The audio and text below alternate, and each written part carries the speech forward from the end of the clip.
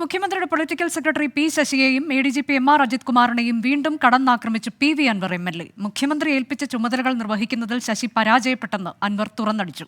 MR Ajith Kumar കൊന്നും കൊല്ലിച്ചും ശീലമുള്ള ആൾ എന്നാണ് അൻവറിന്റെ ഗുരുതര ആരോപണം. അതേസമയം പത്തനംതിട്ട SP സുജിത് ദാസിനെ ക്രമസമാധാന ചുമതലയിൽ നിന്ന് നീക്കി ADGPയിലേക്കുള്ള അന്വേഷണം പ്രതിരോധിക്കാനാണ് ആഭ്യന്തര വകുപ്പിന്റെ നീക്കം.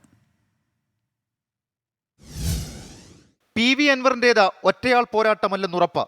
പാർട്ടിക്ക് മുകളിലേക്ക് പോലീസും പോലീസിനെ നിയന്ത്രിക്കുന്ന P ശശിയും വളർന്നുവെന്ന് CPM-ൽ തന്നെ അഭിപ്രായമുണ്ട്.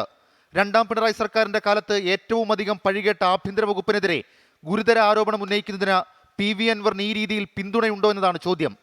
അൻവറിന്റെ ആരോപണങ്ങൾക്കെല്ലാം തലകൊയ്യാനുള്ള മൂർച്ചയുമുണ്ട്.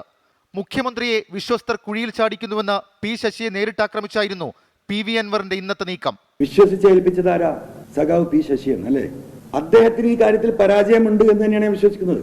അദ്ദേഹം ഇത് കൃത്യമായി അനലൈസ് ചെയ്തിട്ടുണ്ടെങ്കിൽ ഇങ്ങനെ ഒരു കൊള്ള നടക്കുമോ? മുഖ്യമന്ത്രി പറയുന്ന കാര്യങ്ങൾ ന്യായമായി ഉൾക്കൊള്ളാതെ ഈ ഗവൺമെന്റിനെയും ഈ പാർട്ടിയെയും ഇല്ലായ്മ ചെയ്യാൻ പ്രവർത്തിക്കുന്ന ഒരു ഗ്രൂപ്പാണ് MR അജിത് കുമാറിന്റെ ഒപ്പമുള്ള കേരളത്തിലെ പോലീസിലെ ഒരു വിഭാഗം. തുടങ്ങിയത് സുജിത് ദാസിലാണെങ്കിലും PV അൻവർ ലക്ഷ്യമിടുന്നത് MR അജിത് കുമാറിനെയാണ്. അജിത് കുമാർ നൊട്ടോറിയസ് ക്രിമിനലാണെന്നും കൊല്ലിച്ചിട്ടുണ്ടെന്നും അൻവർ ആഞ്ഞടിച്ചു. ഈ പറയുന്ന MR അജിത് കുമാർ ഇവിടെ ആളുകളെ കൊല്ലിച്ചിട്ടുണ്ട്, കൊലപാതകം നടത്തിച്ചിട്ടുണ്ട്. അതൊക്കെ ഈ സ്വർണ്ണക്കള്ളക്കടത്തുമായി ബന്ധപ്പെട്ടാണ് കേട്ടോ. മാമി എന്ന് പറയുന്ന കോഴിക്കോടത്തെ ഒരു കച്ചവടക്കാരൻ 1 വർഷമായി കാണാതായിട്ട്, കൊണ്ടുപോയി കൊന്നതായിരിക്കും എന്നാണ് ഞാൻ വിശ്വസിക്കുന്നത്. സുജിത് ദാസ് സ്വർണ്ണക്കടത്ത് സംഘത്തിന്റെ ഭാഗമാണെന്ന് പറഞ്ഞ അൻവർ താനൂർ കസ്റ്റഡി കൊലപാതകവുമായി ബന്ധപ്പെട്ടുള്ള കാര്യങ്ങൾ പറയുന്ന സുജിത് ദാസിന്റെ പുതിയ ശബ്ദരേഖയും പുറത്തുവിട്ടു. ശരിക്കും നമ്മളെ താനൂർ ഇഷ്യൂ എങ്ങനെയാ മരിച്ചത്? അതെന്ന് പറഞ്ഞാൽ മറ്റേ ഈ MDMA-യുടെ 2 കവർ ഈ ചെറുക്കം വിഴുങ്ങിയിരുന്നു. അപ്പം ഈ കവർ അകത്ത് കിടന്നിട്ട് ഒരു കവർ പൊട്ടിപ്പോയി. ഏതെങ്കിലും ഒരാൾക്ക് സാമാന്യ ബോധത്തിൽ ഇവൻ വിഴുങ്ങിയിട്ടുണ്ടെന്ന് അറിഞ്ഞാൽ അപ്പം എടുത്ത് ഹോസ്പിറ്റലിൽ കൊണ്ടുപോകുമല്ലോ. അപ്പൊ അത് അറിഞ്ഞില്ല, ഇവൻ കൂടെയുള്ളവരോടും പറഞ്ഞിട്ടില്ല അകത്ത് ഈ സാധനം പോയിട്ടുണ്ടെന്ന്.